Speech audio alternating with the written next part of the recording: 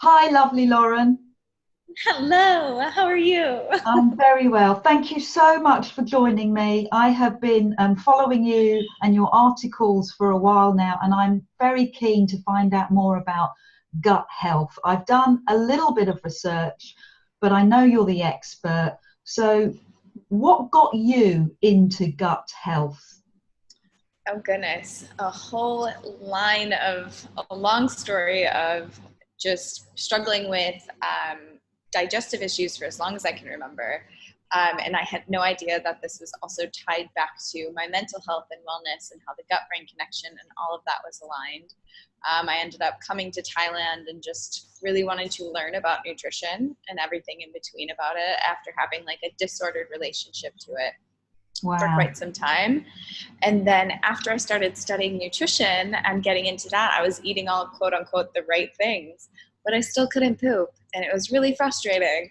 And it Uh, wasn't until I went to my naturopath and she was like, "Do you want to talk about your depression and how that's related to your gut health?" And I was like, "What do you mean?" Like, I had no idea.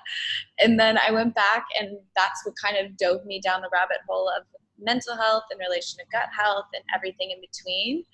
And wow. yeah, figured out how the neurotransmitters in my brain were also like being held within my gut lining, and then just became an expert in that whole route of everything.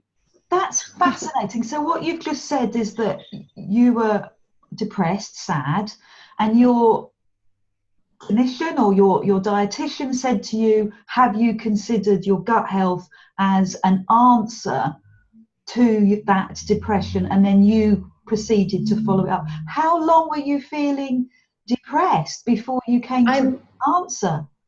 So I had actually struggled with depression. I was diagnosed with depression when I was 15 years old. And to the point that I decided I didn't want to take my medications or do any of that stuff. If this was the brain that I was handed, I wanted to learn how to work with it. So my bachelor's is actually in psychology and communications because I wanted to quote unquote make peace with my enemy. And Wow. same thing I did with like food. But because I had no idea that I was depressed, because that's all I had known for my early adult life, right? And so even when she said that to me, I was like, "What do you mean?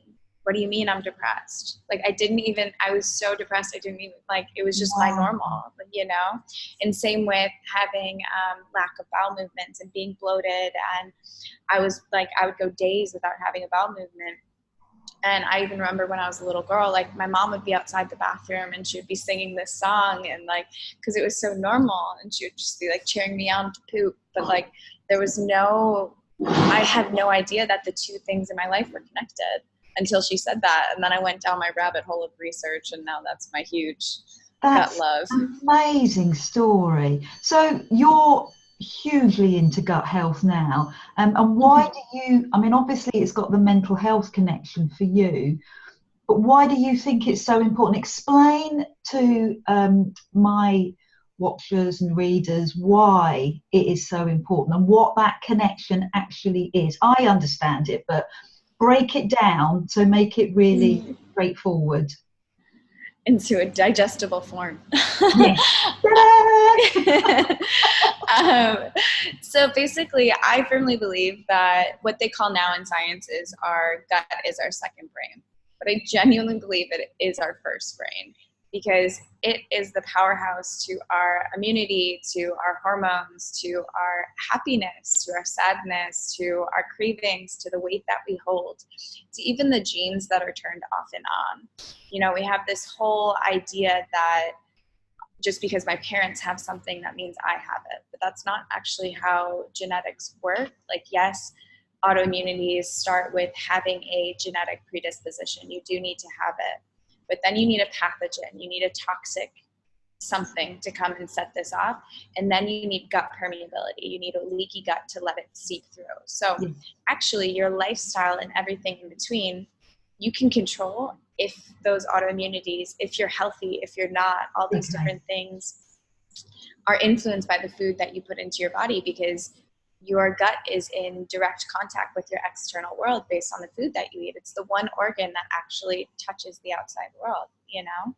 So you mean the food coming in touches the outside world. Right, okay. Exactly. So without like all the dinosaur lingo and all of that stuff in between, your gut genuinely controls how you live your life. And it's pretty important if you pay a little attention. I'm not saying you have to go on crazy diets and all that stuff. Life is all about balance, but it's being able to understand like, hey, if I'm suffering from mental fatigue, or if I have mood swings, or if I have skin flare-ups, or my hormones are out of balance, it's not just we chase these symptoms and we look at, okay, I want a quick fix for my skin, so I buy a cream.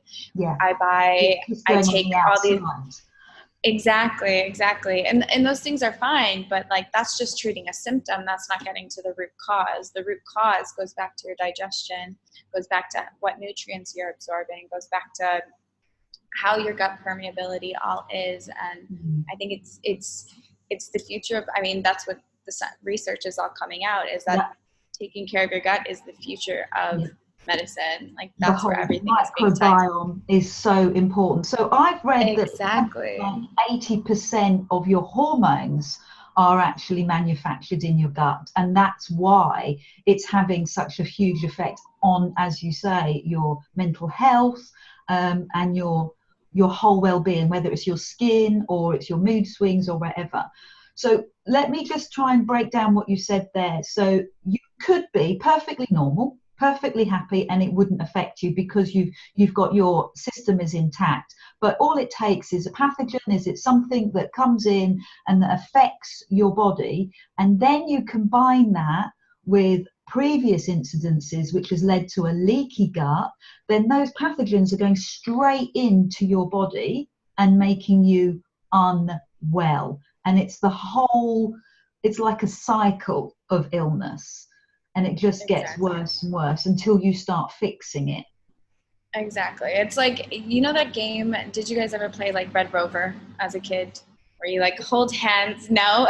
Okay, so it's a game where like on the school ground, kids are holding their hands very tightly, and you say, Red Rover, send XYZ right over, and a kid will come and run and try and break through. So it's these tight junctions. Yeah, that was a long time ago for me, but yes. Yeah, it's these tight junctions, right? You want to hold tight so the enemy, quote unquote, doesn't come through. That's the same thing that's happening within your gut lining. Like you can think of that as the junctions that are happening, and you don't want the bad guys to get through. You want the digested, friendly, good nutrients to go through. But if it's not well digested, if it's too big, that's when all these leakages start to come through, sets off all these responses of, having brain fog, having skin flare-ups, having low hormones, not sleeping well, having crazy cravings, all this kind of stuff that I think majority of the population is suffering from. Yeah, I'm just writing all those symptoms down. Skin flare-ups, crazy cravings, I like that phrase, and mood swings, and all this is all attributed to having an unhealthy gut. So I've got a couple of questions in terms of, you mentioned in your articles sleep is also affected by your gut. Can you explain that a little bit more for me?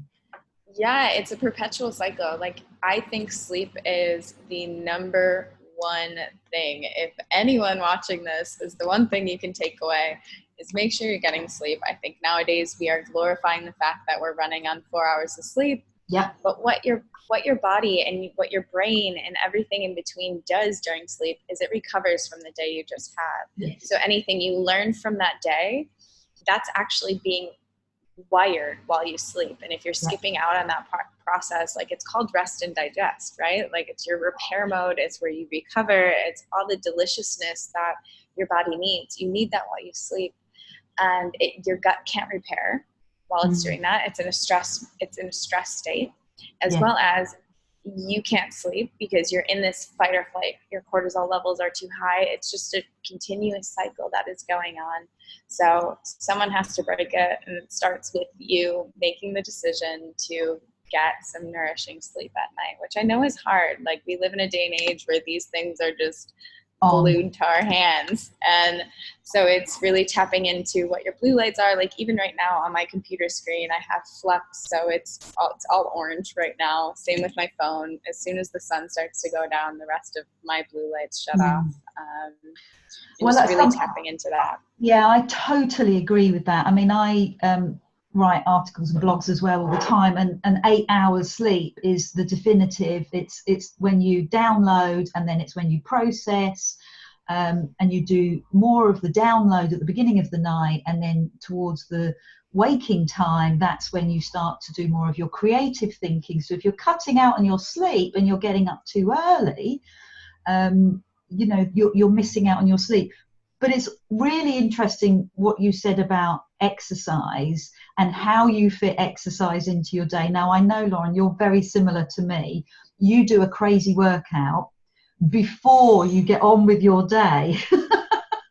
So Yes. how do you combine those two? Do you get your sleep and your exercise?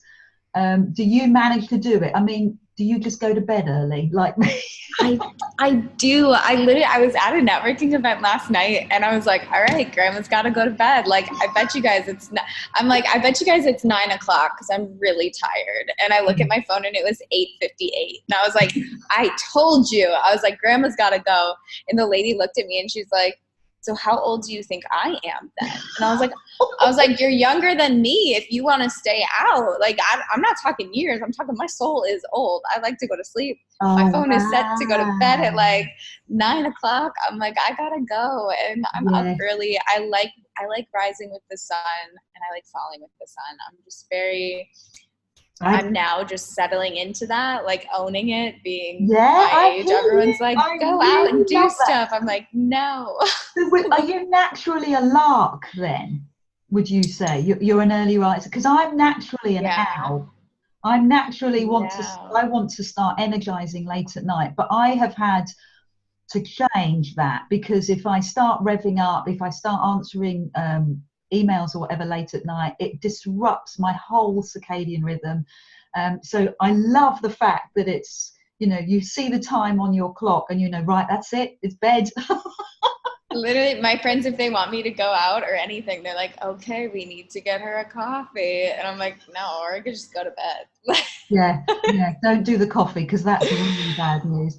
Oh, that's fascinating. Like, you've linked sleep with gut health as well. Yes, yeah, because it's your cortisol levels, just like you said about your hormones and everything. Yeah. You know, so if your cortisol levels are out of whack. I'm fascinated that you've linked cortisol with sleep as well, because I know I can't remember the chemical or the hormone that it'll come to me later, but cortisol as well actually resets as you sleep. Well, yeah, so if your stress hormones are up at night, your body is in alert mode, right? It's in your fight or flight mode. So when a lot of us are up and awake and we're doing these things, our cortisol levels naturally spike in the morning, which is why I advocate for morning workouts and doing all that stuff. And then it's supposed to decline as your day goes through. But if you are stressed in the evening, you're usually elevated. That's why, like, I can't watch scary movies in the evening. I can't like do this. Like, I'm like too awake then. Like, I can't even watch a thriller or any kind of drama late at night. I have to have an hour of preparing and getting ready for bed and making sure that that's all sorted. I'm so pleased that somebody else is saying the same thing.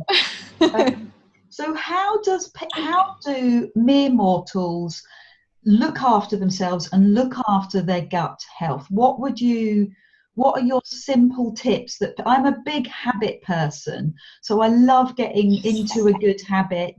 We're the same with Soul Sisters. So what simple tips would people start to do? Something that's really easy that they can start to do. Honestly, the number one thing is sugar. You know, that's a big thing. Like, your bad bacteria in your gut craves sugar. But I'm not saying, like, we have this whole fear against fruit. Like, I hate the fact that you're like, oh, fear a banana. Like, that's ridiculous now. Like, when I was a kid, it was like, eat your apples and bananas. Now they're like, that's too much sugar. No, eat your fruit. Like, I'm all about crowding things out. Like the more good you add in, the Ah, less bad you need, right? So just add in more fruits and vegetables. You know, if you like your pizza, that's fine. Just have a plate of vegetables and then your pizza. Great, you can still have it. I'm never saying no to that.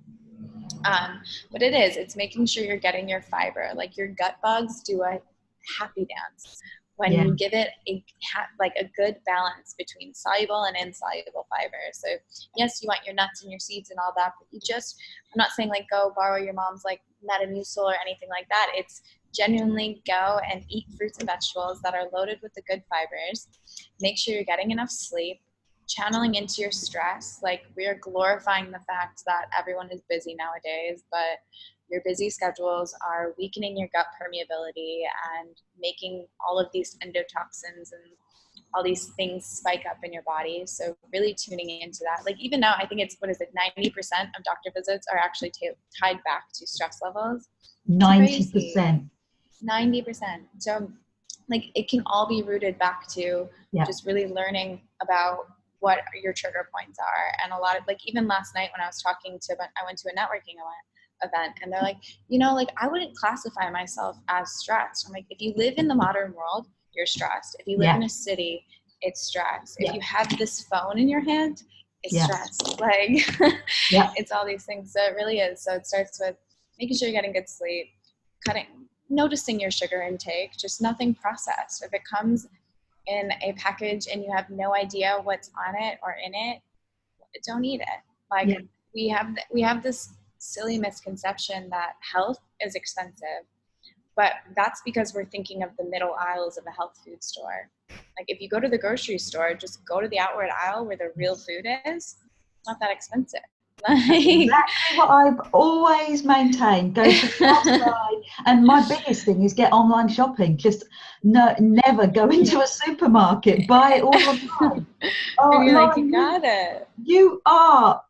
I love it. I love what you're saying, and I love the fact that you're so young and you're saying it as well.